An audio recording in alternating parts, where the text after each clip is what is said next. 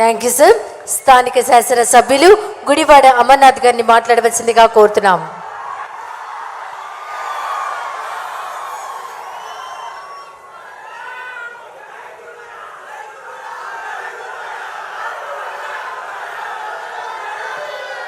ఆంధ్రప్రదేశ్ రాష్ట్ర ముఖ్యమంత్రి వర్యులు దివంగత మహానేత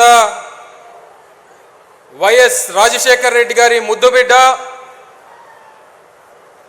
మన ఆంధ్రుల ఆరాధ్య నాయకుడు రాజశేఖర్ రెడ్డి గారు పేదల కోసం ఒక అడుగు ముందుకు వేస్తానంటే నేను పేదవాడి కోసం 10 అడుగులు ముందుకు వేస్తానని చెప్పి మన అందరి ముందు నిలబడినటువంటి జన హృదయ నేత గౌరవ ముఖ్యమంత్రి శ్రీ వైఎస్ జగన్మోహన్ రెడ్డి గారికి, వేదిక మీద ఉన్నటువంటి సహచర మంత్రివర్యులకు, ప్రజాప్రతినిధులకు, వేదిక మీద ఉన్నటువంటి గౌరవ నాయకులకు పెద్ద ఎత్తున ఈరోజు జగన్మోహన్ రెడ్డి గారికి ఆశీర్వదించడానికి విచ్చేసినటువంటి అనకాపల్లి నియోజకవర్గం, అనకాపల్లి జిల్లా నుంచి పెద్ద ఎత్తున విచ్చేసినటువంటి ప్రజానికానికి అందరికీ కూడా హృదయపూర్వకంగా నమస్కారాలు తెలియజేసుకుంటా ఉన్నా.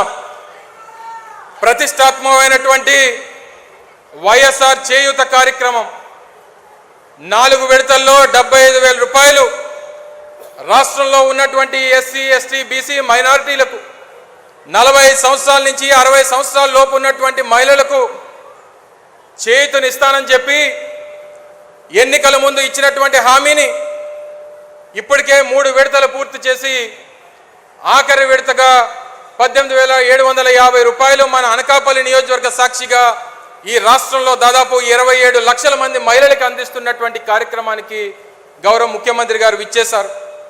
ఒక్క వైఎస్ఆర్ చేయూత కార్యక్రమమే కాదు, ఈ రాష్ట్రంలో పెద్ద ఎత్తున అనేక సంక్షేమ కార్యక్రమాల్ని జగనన్న అమ్మఒడి కానివ్వండి, రైతు భరోసా కానివ్వండి, వైఎస్ఆర్ ఆసరా కానివ్వండి, వైఎస్ఆర్ చేయూత కానివ్వండి, పెద్ద ఎత్తున ఈ రాష్ట్రంలో పేదవాడికి సంక్షేమాన్ని అందించినటువంటి ఏకైక నాయకుడు ఈ దేశంలో ఎవరన్నా ఉన్నారంటే అది ఒక్క వైఎస్ జగన్మోహన్ రెడ్డి గారు మాత్రమే అని చెప్పి సందర్భంగా తెలియజేస్తా ఉన్నా.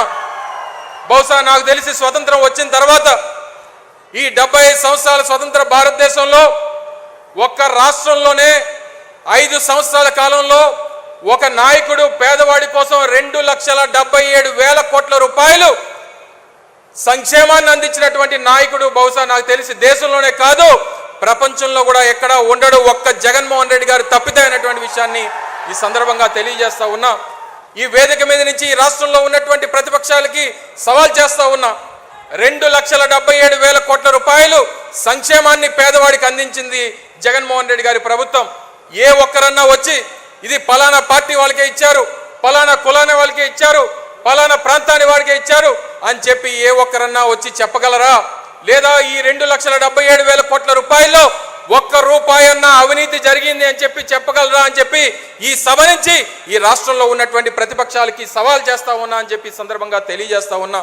ఎవరు ఏమనుకున్నా ఈరోజు జగన్మోహన్ రెడ్డి గారు అనకాపల్లి విచ్చేశారు.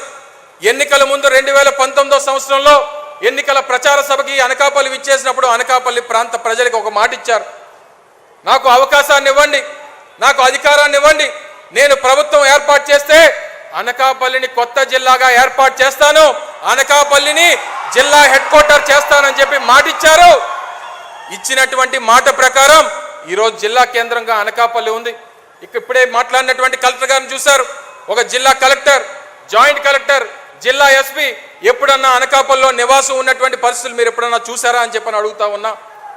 పరిపాలనని అంత దగ్గరికి తీసుకొని వచ్చారు, పరిపాలన వికేంద్రీకరణ చేశారు, ప్రజలకు అందుబాటులోకి పరిపాలన తీసుకొని వచ్చారు, వాలంటీర్ వ్యవస్థను తీసుకొని వచ్చారు, సచివాలయ వ్యవస్థను తీసుకొని వచ్చి ఈ రాష్ట్రమే కాదు ఈ దేశం కూడా మన రాష్ట్రం వైపు చూసేటువంటి విధంగా చేసినటువంటి నాయకుడు జగన్మోహన్ రెడ్డి గారు అని చెప్పి సందర్భంగా తెలియజేస్తా ఉన్నా. మరి ఇంత పెద్ద కార్యక్రమాలు ఈరోజు అభివృద్ధి కార్యక్రమాలు అనకాపల్లి పట్టణానికి సంబంధించి కానివ్వండి, లేదా గ్రామీణ ప్రాంతాలైనటువంటి అనకాపల్లి మండలం, కసింకోట మండలాలకు సంబంధించి కానివ్వండి, ఈ ప్రాంతంలో ఉన్నటువంటి రైతాంగానికి సంబంధించి కానివ్వండి, ఎంత పెద్ద ఎత్తున కార్యక్రమాలు చేసి ఒక్క అనకాపల్లి నియోజకవర్గంలోనే సంక్షేమం కోసం 1,500 కోట్ల రూపాయలు ఖర్చు పెట్టినటువంటి నాయకుడు వైఎస్ జగన్మోహన్ రెడ్డి గారు అని చెప్పి ఈ సందర్భంగా తెలియజేస్తా ఉన్నా. ఒక 5 నిమిషాలని. దాంతోపాటు ఈరోజు రానటువంటి కార్యక్రమాలు, చేపట్టబోయేటువంటి కార్యక్రమాలు, రేపు ఎన్నికలకు వెళ్తా ఉన్నాం. మరో నెల రోజుల్లో ఎన్నికలు జరగబోతా ఉన్నాయి. ఈ రాష్ట్రంలో ప్రతిపక్షాలన్నీ కూడా ఏకమయ్యాయి. జగన్మోహన్ రెడ్డి గారిని ఎదిరించాలని చెప్పి చూస్తూ ఉన్నాయి.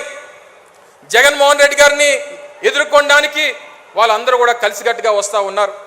చాలామంది అడిగారు, జగన్మోహన్ రెడ్డి గారికి ఎదురుగా ప్రతిపక్షాలన్నీ కలిశాయి, అన్ని రాజకీయ పార్టీలు కలిశాయి, మీ జగనన్న ఏమన్నా భయపడుతున్నాడా అని చెప్పని అడిగారు. జగన్మోహన్ రెడ్డి గారి డిఎన్ఓలో కానీ, జగన్మోహన్ రెడ్డి గారి కుటుంబ వారసత్వంలో కానీ అసలు భయం అనేటువంటి దానికి అర్థమే తెలియదు అనేటువంటి విషయాన్ని మీ అందరికీ తెలియజేస్తా ఉన్నా. జగన్మోహన్ రెడ్డి గారికి ఎదురుపడాలన్నా, జగన్మోహన్ రెడ్డి గారిని ఎదుర్కోవాలన్నా మళ్ళీ ఎదురుగా జగన్మోహన్ రెడ్డి ఉండాలి తప్ప మరొకరిని చూసి భయపడేటువంటి ప్రసక్తి జగన్మోహన్ రెడ్డి గారికి లేదు అనేటువంటి విషయాన్ని మీ అందరికీ తెలియజేస్తా ఉన్నా. సో తప్పకుండా అందరం నడుం బిగిద్దాం. ఈ రాష్ట్రంలో వైఎస్ఆర్ కాంగ్రెస్ పార్టీ కార్యకర్తలందరూ కూడా కలిసికట్టుగా పోరాటం చేద్దాం. మళ్ళీ జగన్మోహన్ రెడ్డి గారిని రాష్ట్రాన్ని ముఖ్యమంత్రి చేయాల్సినటువంటిది అది ఒక చారిత్రాత్మక అవసరం అనేటువంటి విషయాన్ని మీ అందరికీ తెలియజేస్తా ఉన్నా. చాలా మంది నా సోదరుడు భరత్ని అనకాపల్లి నియోజకవర్గ సమన్వయకర్తగా ప్రకటించిన తర్వాత చాలా మంది అడిగారు, అనకాపల్లికి భరత్ని పెట్టారు అన్నా, నీ పరిస్థితి ఏంటి, నువ్వెక్కడి నుంచి పోటీ చేస్తున్నావు, నువ్వెక్కడి నుంచి రేపు పోటీ చేయబోతున్నావు అని చెప్పి చాలా మంది అడిగారు. నేను జగన్మోహన్ రెడ్డి గారికి మాటిస్తా ఉన్నా, జగన్మోహన్ రెడ్డి గారికి ఈ వేదిక మీద నుంచి మాటిస్తా ఉన్నా. నాకు జగన్మోహన్ రెడ్డి గారు ఉమ్మడి విశాఖపట్నం జిల్లాకి డిప్యూటీ రీజనల్ కోఆర్డినేటర్గా నన్ను జగన్మోహన్ రెడ్డి గారు నియమించారు. ఈ వేదిక మీద నుంచి అడుగుతున్నటువంటి ప్రతి ఒక్క ప్రశ్నకి ఈ రాష్ట్రంలో ఉన్నటువంటి అనేక మీడియా ఛానల్స్ కానివ్వండి, లేదా ఈ జిల్లాలో ఉన్నటువంటి వైఎస్ఆర్ కాంగ్రెస్ పార్టీ కార్యకర్తలకు కానీ జగన్మోహన్ రెడ్డి గారు సాక్షిగా తెలియజేస్తా ఉన్నా, నేను రాబోయేటువంటి ఎన్నికల్లో జగన్మోహన్ రెడ్డి గారి విజయం కోసం ఈ ఉమ్మడి విశాఖపట్నంలో జిల్లాలో ఉన్నటువంటి 15 నియోజకవర్గాల కోసం పనిచేస్తా. జగన్మోహన్ రెడ్డి గారిని ముఖ్యమంత్రి చేయడమేనా చారిత్రాత్మక అవసరం, ఆయన బాగుండాలి, ఆయన ముఖ్యమంత్రి కావాలి, దానికోసం అవసరమైతే నేను పోటీ నుంచి తప్పుకుంటానని చెప్పి ఈ సందర్భంగా మీ అందరికీ తెలియజేస్తా ఉన్నా. అందరి తలరాతులు భగవంతుడు రాస్తాడు.